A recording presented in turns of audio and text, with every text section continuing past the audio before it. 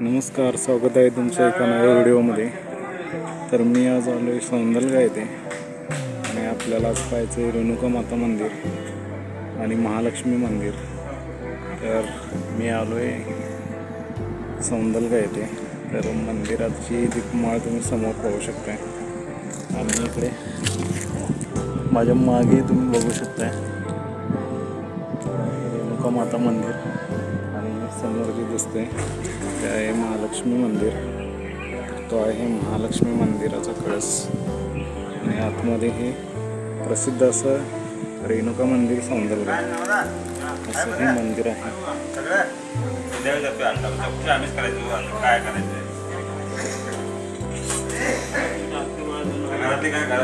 तर हे मंदिराचं मुख्य द्वार। या मुख्य द्वारातून मी आतमध्ये येतो आणि आतमध्ये आल्यानंतर आपल्याला असा मुख्य हॉल दिसतो। हॉलमध्ये आल्यानंतर समोर असा चौतर आहे अशा पद्धतीचा आणि याच्या आतमध्ये इकडं माता रेणुका देवी मूर्ती आहे। इकडे खूप मोठी यात्रा भरत असते। तर हे आमच्या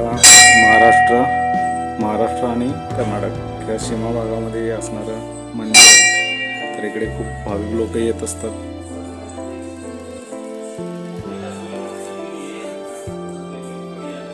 तर मी आलो या समोरून बाजूने आतमध्ये। तर माझ्या मागं गर्भगृह आहे आणि हा मंदिराचा आतला हॉल। तर आता आपण मंदिराची मागची बाजू पाहू। हा होय।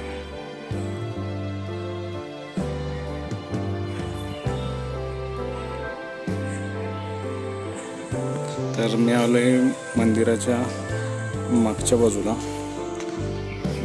तर इकडे आल्यानंतर पहा अशी स्थापत्य रचना दिसते।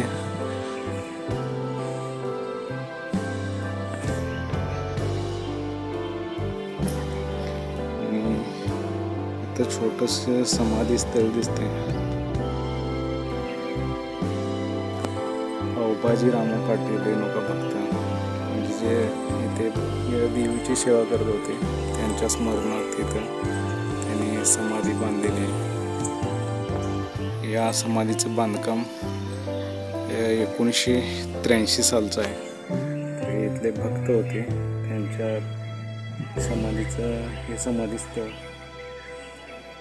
इकडे आल्यानंतर बघा हे रेणुका माता मंदिराचा कळस आणि इकडे आहेत उंच उंच झाडे।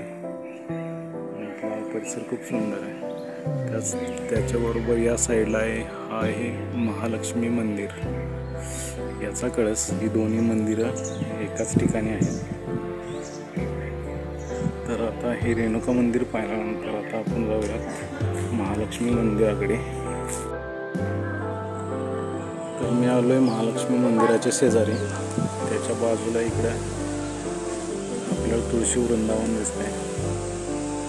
त्याचबरोबर इकडे आपण आता पाठीमागे बघू शकतो हे आहे मंदिर महालक्ष्मी मंदिर। मंदिराला कर्नाटक मंदिराचं वैशिष्ट्य बघायला गेलं तर समोर असे खांब दिसतात बऱ्याच ठिकाणी आणि तर बघू शकता या खांबांचं डिझाईन।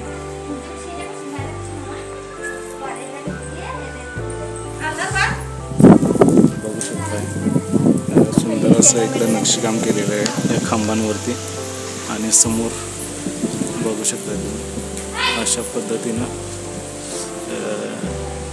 आपल्याला डिझाईन दिसते कळसाचा। तर आता आपण आतमध्ये जातोय। या मंदिरात 2 प्रवेशद्वार आहेत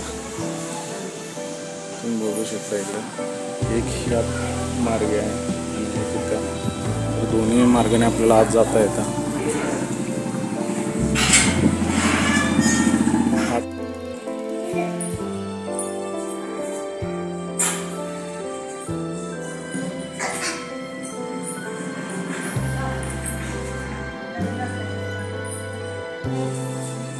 तर मी आलोय आता या मुख्य दरवाजातून आतमध्ये आणि आतमध्ये आल्यानंतर आपल्याला इथं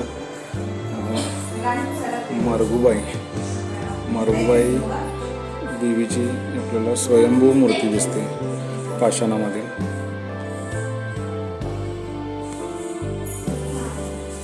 आता आपण पाहतोय महालक्ष्मी देवीची मूर्ती.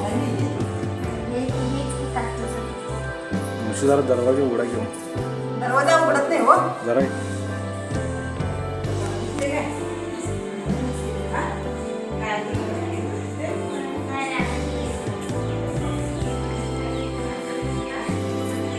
तर मी आलोय मंदिराच्या बाहेरच्या बाजूला. लक्ष्मी मातेच्या मूर्तीच्या समोर काच असल्यामुळं त्याचं बाहेरचं रिफ्लेक्शन त्यावरती पडत होतं, त्यामुळं तो काय आतील मूर्ती आपल्याला दिसली नाही, त्याबद्दल क्षमस्व. तर आता आपण पाहणार आहोत महालक्ष्मी मंदिराची मागची बाजू. तर असं सुंदर असं सजावट केलेली आहे आणि वरती बघू शकताय आहे महालक्ष्मी मंदिराचा कळस. संपूर्ण बाजूने सुंदर असं नक्षीकाम आहे.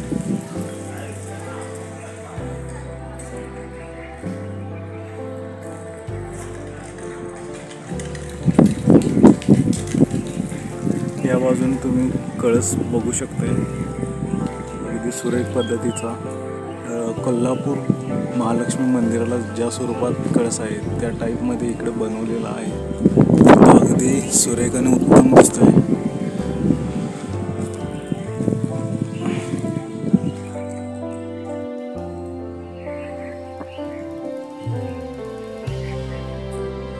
इकडे उंच अशी चिंचेची झाडं दिसतात.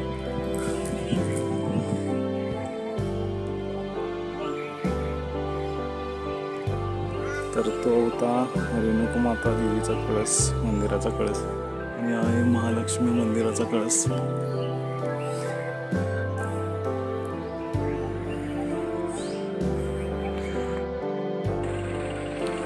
तर ती दोन मंदिरं पाहिल्यानंतर आपल्याला इथे एक छोटंसं मंदिर दिसतं.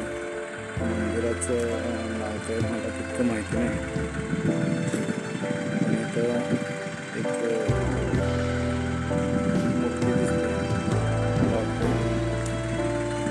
लक्ष्मी मातेची असेल. अशा पद्धतीने छोटंसं मंदिर आहे. समोर आपल्याला बाळूमामाची प्रतिमा दिसते. बाजूला बघू शकता तुम्ही हे मंदिर वडाच्या झाडाखालीच आहे, त्यामुळे तुम्ही इकडे बघू शकता एक वडाच्या पारंब्या वगैरे. हे झाड किती मोठं आहे तुम्ही बघू शकता. आतमध्ये या झाडाखाली असा पूर्ण चौतारा केलेला आहे. हे झाड तुम्ही बघू शकता, सुंदर प्रकारचं आहे. आणि तिकडे जे आहे ते रेणुकामाता मंदिर, पलीकडे आहे ते महालक्ष्मी मंदिर. मला हे झाड पाहायला मिळालं. झाड खूप जुनं असावं आणि भव्य असं मोठं आहे, त्यामुळे खूप भारी वाटतं इकडं. बघू शकता तुम्ही अशाच पद्धतीचं झाड आपण भैरवनाथ देवालय दौलतवाडी या ठिकाणी पाहिलं होतं.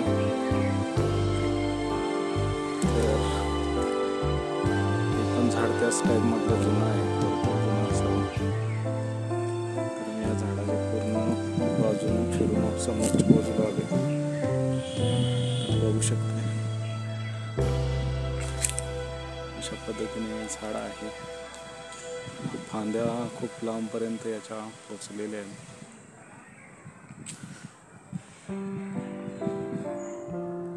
आणि त्याच्याबरोबर खाली आपल्याला देवीची मूर्ती दिसते. हा होता छोटा व्हिडिओ. आपण आज भेट दिली सौंदलगा येथे. तर ही दोन मंदिरं तुम्हाला कशी वाटली ते मला नक्की कळवा.